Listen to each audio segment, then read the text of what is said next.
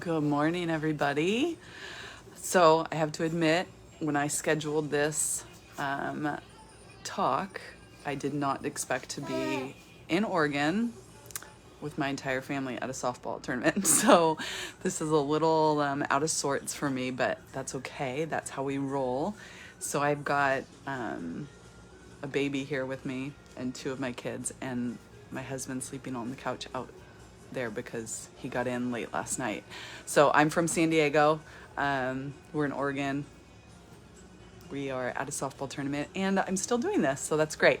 So I wanted to share this morning about sharing your story, and this can be in regards to sharing your story with just the products and sharing the product line with your friends and family and other people around you that you meet, and it can be about sharing your story with the opportunity side of things as a brand partner and how it has helped you financially, or even with personal growth, personal development, and that kind of thing. So there's two different stories that you can be sharing separate, or you can share them together if that's how your story has come to fruition for you. So through trainings with Eric Worre and same with Richard Bliss Brooke, if you're familiar with those two network marketing professionals, that's where I learned a lot about sharing my story.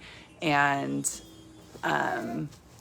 it starts with sharing basically your background of where you were before you got involved in Young Living, whether it's the product or the opportunity side of things. So what is your background would be your first step in your story. And then the next step would be what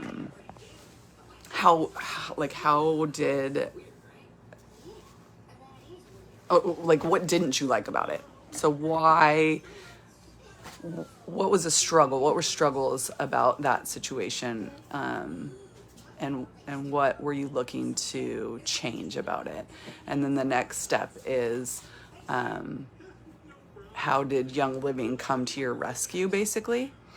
And then the last step would be what results have you already seen?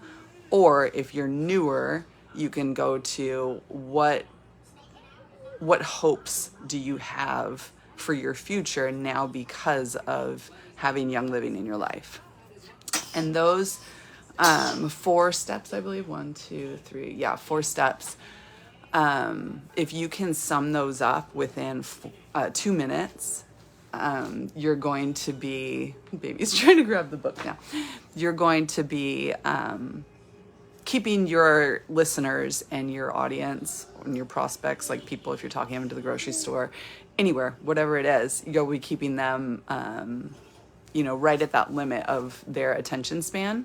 And then really your goal as you practice this more and more and more would be to create that story in a way that makes the listener want to know more. They're like curious for more, and they start asking questions about more about what you're doing and what it is that you're talking about. Again, I'm out of sorts. I have notes on my phone, and then I realized when I go live, I can't get to my phone. Oh, the other thing I wanted to talk about is compliance. So one of the main hurdles that I see people run into when they are crafting their story is compliance. A lot of us have some very, very, very amazing stories when it comes to these products, but because of FDA compliance stuff, we have to be careful with how we are telling those stories. But don't let that stop you. Get with your upline, get with your diamond, get with a leader that you trust and know, and anybody that you reach out. If you reach out to me, if I can't help you, I will help you find somebody to help you.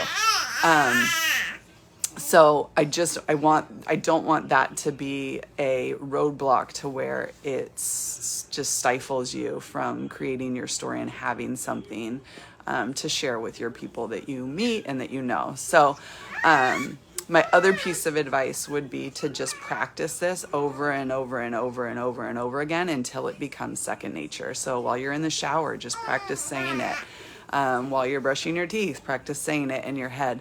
And then you can go to videoing it and videoing it and videoing it, or even just doing a voice memo just to see how long it takes you to verbalize your story.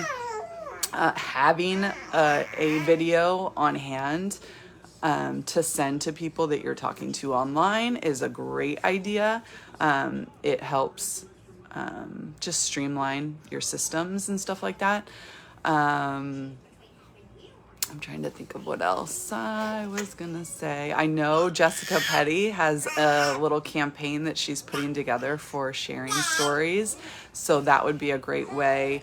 Obviously those aren't gonna be live or verbalized. It's more pictures and words that you read. But that'll be, once that comes out, if you want examples and stuff, that'll be a little bit of a great example to see how other people are going about sharing their stories. And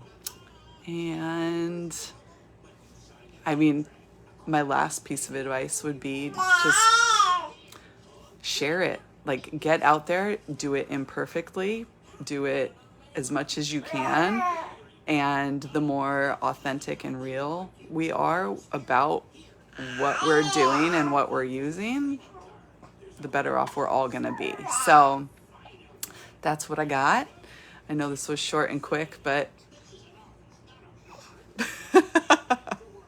I mean, this topic there isn't much room for a lot of, like outside nonsense. So if you stick to those points and stick to your 2-minute time, you guys should be good to go. So if you have any questions, put them in the comments, and I am obviously free to get back in here and check them out and answer them as I can. And I hope you guys have a great day. Thanks for having me in here.